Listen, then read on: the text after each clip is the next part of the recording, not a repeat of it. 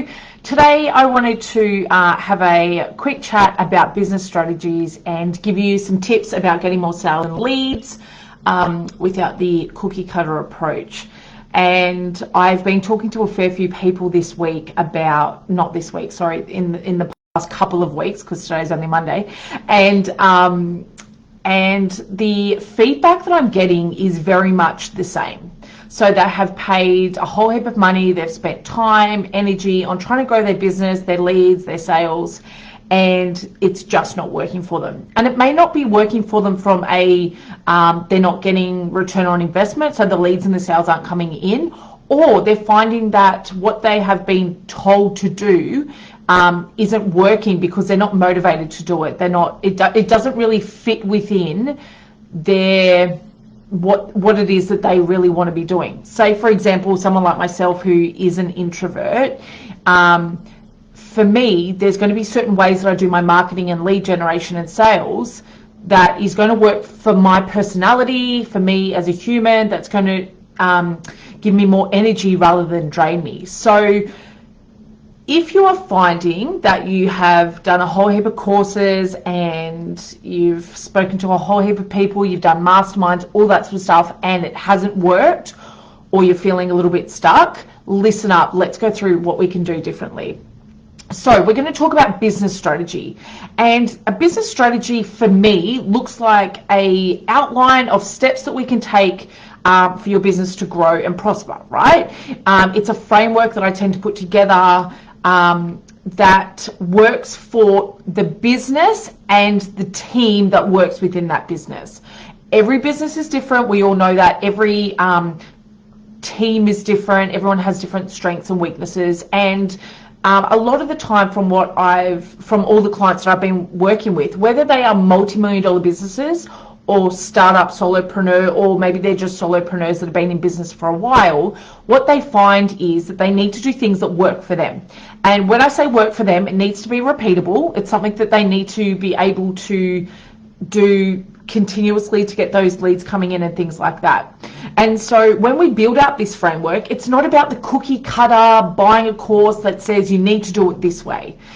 There are plenty of courses out there, don't get me wrong, and a lot of them will probably give you some good tips and advice and things like that. But if you really want to grow your business and you really want to excel it forward, look at a way to tailor the business strategy around you and the business and the team. So in a business strategy, it's about understanding key elements in that strategy. So you need to look at things like the vision and the values, which I think pretty much goes without saying. But I think one of the big things that people forget to do is to do a SWOT analysis. And I know I've done these in the past, and every time I go to sit down to do one, I get really nervous and I try and avoid it, and it doesn't feel great. But it's really important to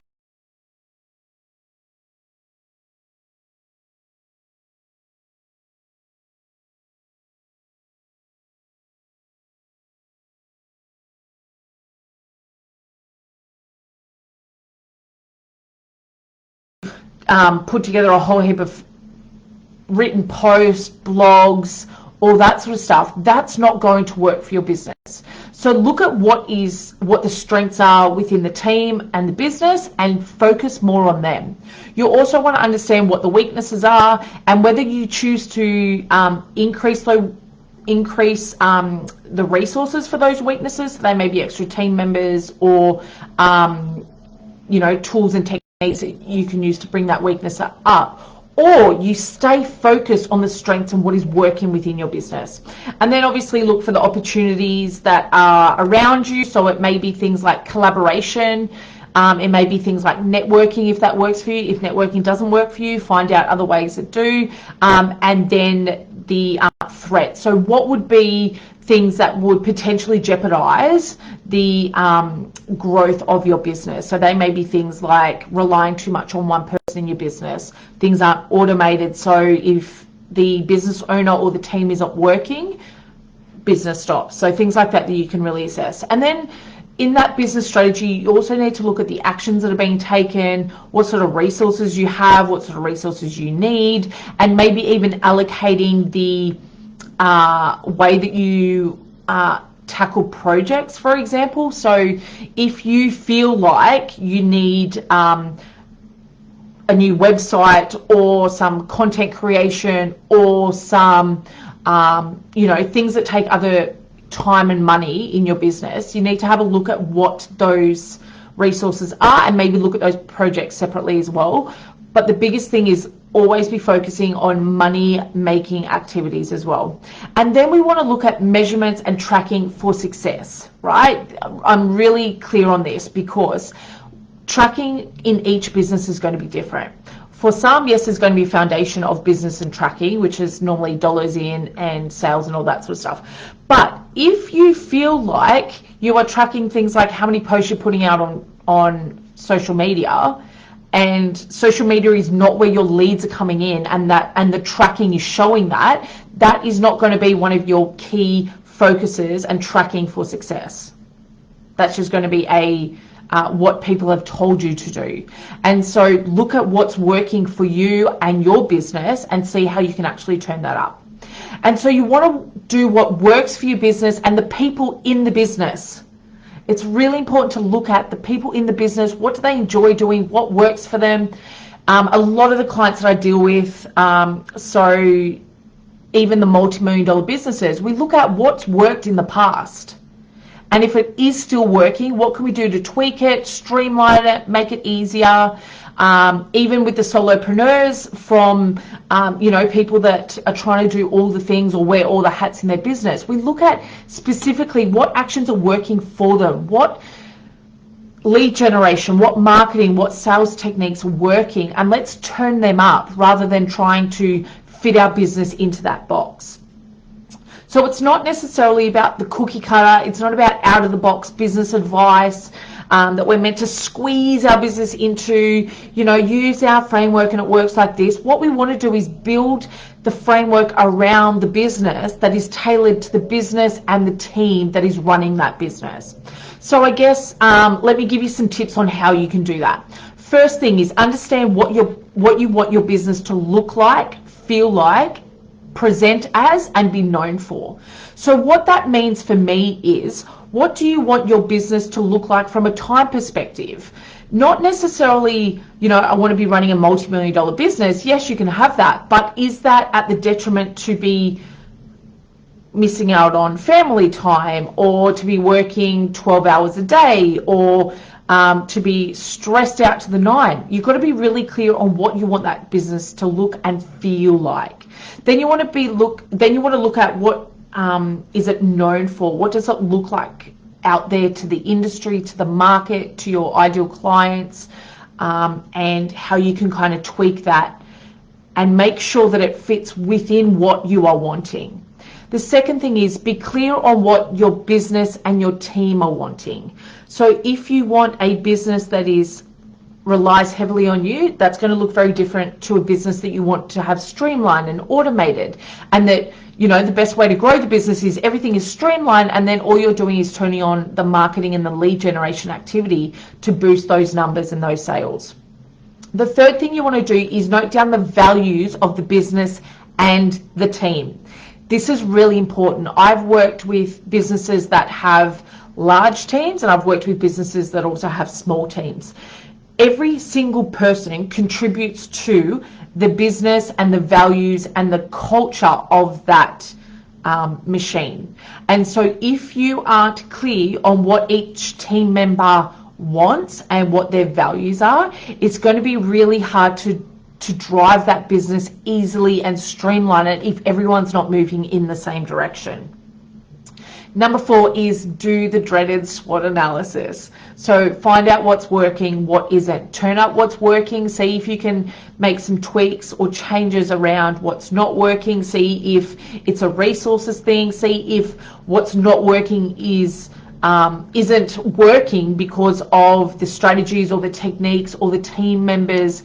And maybe for some people, like I see a lot of business owners put stuff out on social media, and I know I'm talking a lot about social media because a lot of businesses grow, or a lot of business owners and marketers feel like their business needs to be highly present on social media, which to some degree it may.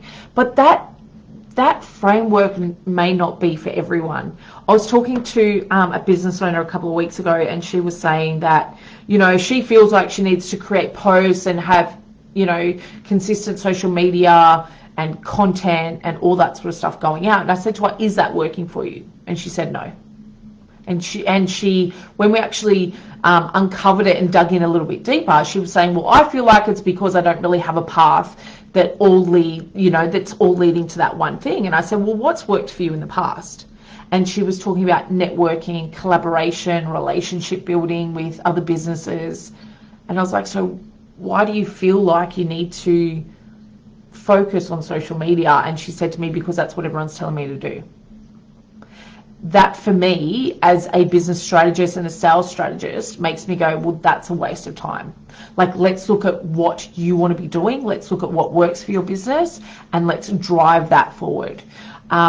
So do that SWOT analysis, see what comes up, see what's working, what's not working, what opportunities are there, what are the potential downfalls that can happen within your business, and let's tweak to make sure that our business strategy works within that.